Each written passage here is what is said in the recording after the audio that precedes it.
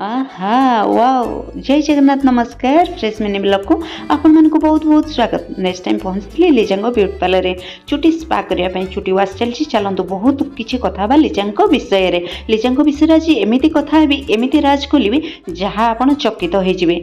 से राज कौन जानते हाथर जादूरे हाथर पावर आ कौन सब काम होची कौन सब बेनिफिट होची चलतु जानिबा। प्रथमे location Odisha Gram bank Rashmita beauty parlour जंकिया ओडिशा। चलतु स्टेप बाय स्टेप काम देखु आ मो कथा को टिके ध्यान देकी शुणु केते बड़ पार्लर आपण देखि दियंतु।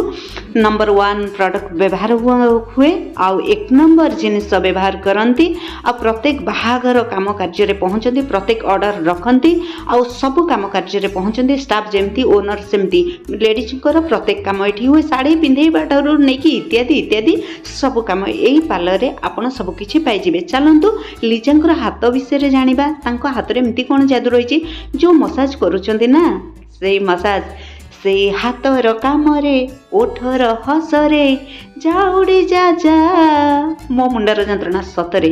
जदि आपण मुंडरे कौन सी समस्या अच्छी व्यथा अच्छी ना लिजांक हाथर काम रे आपण राति निदरे सोई परिबे।